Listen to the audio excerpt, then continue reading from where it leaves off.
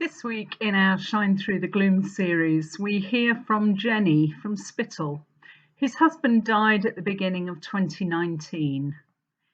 She talks a bit about her journey through bereavement and what has sustained her in life. So Jennie, thank you for sharing with us.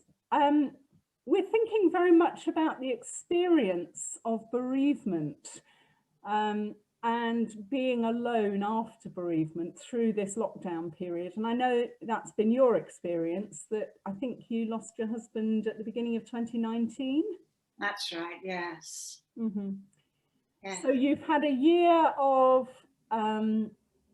getting your head round what it means to be alone, and then entering into all that this year has been. Tell us a bit about how that's been for you. Well, I got to the start of this year having had a very busy year last year, just sorting things out. Mm-hmm. And I'd renewed some old acquaintances and we'd planned to keep up with them. But the main thing that I experienced really right from the start of lockdown was not being able to share it with anybody. Yeah. And it was the silly little things, not things that you would save up and speak to somebody about later, but things that you just wanted to turn around and share, or coming in from the dog walk and saying, oh, I met so-and-so, and such has happened. That was really quite difficult. Yeah. Mm-hmm. I had been warned when I was first bereaved not even to think about the nice things, because that would be really difficult. Mm-hmm. And one thing that has happened this year is I have been able to start thinking about the nice things and thinking about them with love and smiling about them. So that has been a blessing, but still it's been difficult thinking about, will I ever get to see my family again? Yeah. Mm-hmm. Because they're in New Zealand, and the New Zealand government are obviously not going to let people from the northeast of England in without a lot of evidence that we're not posing any danger to them. So what you're describing is the journey of bereavement, that initially thinking and remembering the lovely things was just too unbearably painful. Yeah. But moving on to being able to look back with joy, but also then the real isolation of the everyday conversations has been the challenge. That's been the big one. Yeah. And a bit of anxiety about if anything did happen to me. If I got ill, I couldn't just take to my bed. Mm-hmm. I've got, the dog was Gordon's dog. Mm-hmm. And she's been a blessing to me in that I have to go out and walk every day. Mm-hmm. But there is also this thought always, I can't, if I have even just a cold, I can't just go to bed. Yeah. I need to cope with that. Yes, she doesn't want me to go to bed. But Jennie, you talked about a blessing. I'm wondering how your faith has impacted you through this period. My faith has been a blessing.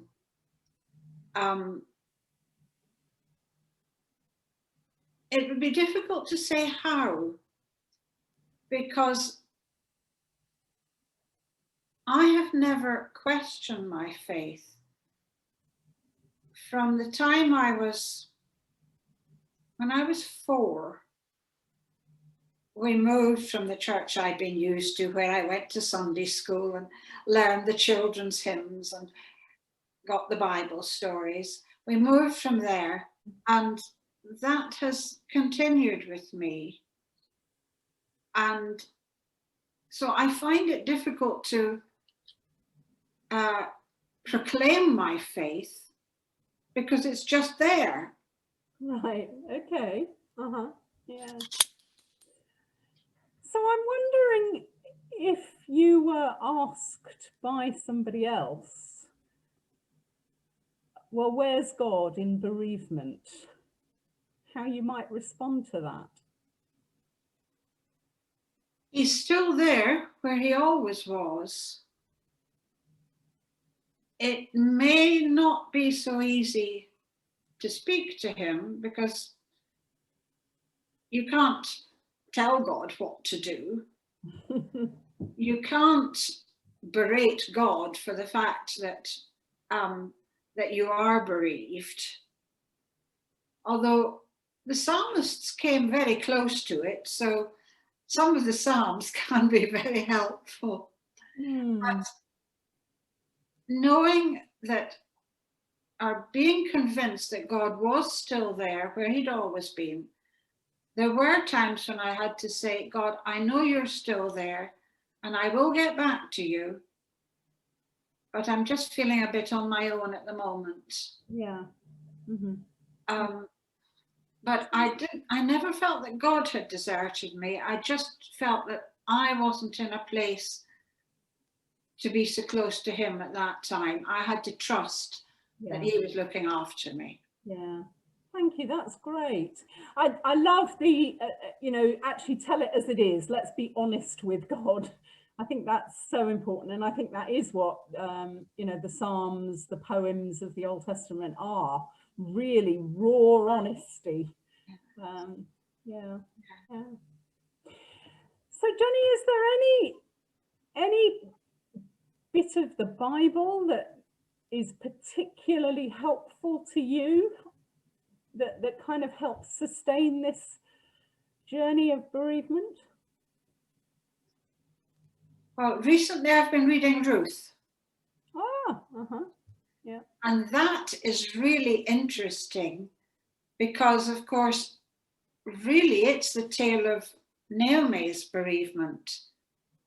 She was bereaved, triply bereaved. And in her bereavement, Ruth could respond to Naomi's bereavement. And I have found that it's been friends who themselves have been bereaved who have really kept me together. Yeah. And a really interesting experience I've had has been that a young member of our family, she's not my niece, she's the youngest daughter of one of my cousins, but she's the youngest one of a very large, ambitious, high-performing family. And she's just normal. But she's only 31, but she was bereaved last year. And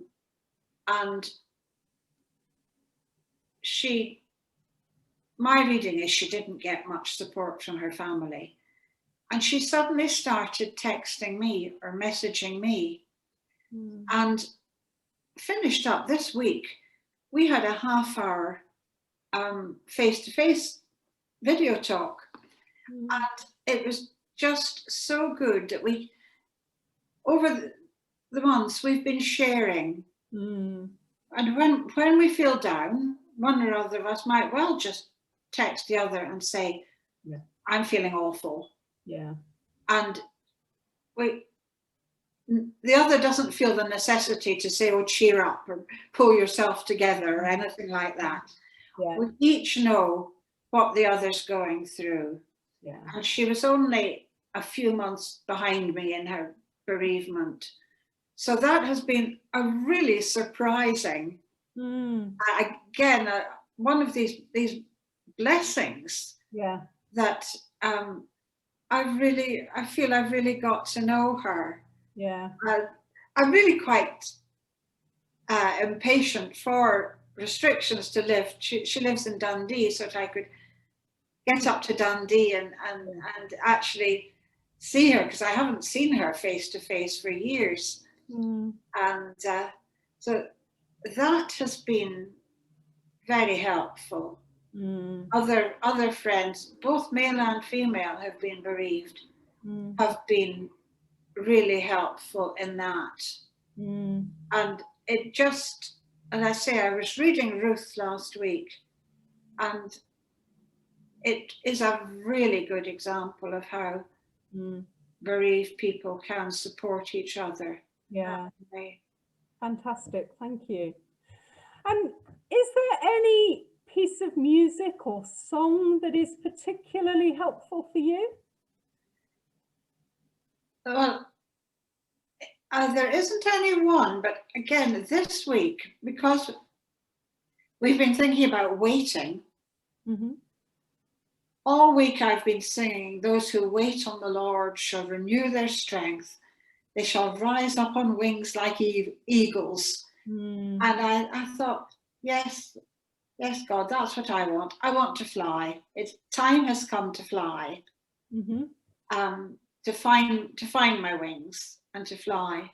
Yeah. So certainly for this Advent, that's my anthem, I suppose, in a way. I love it anyway. I always did like that one, but it's really come to mean something this Advent. Right.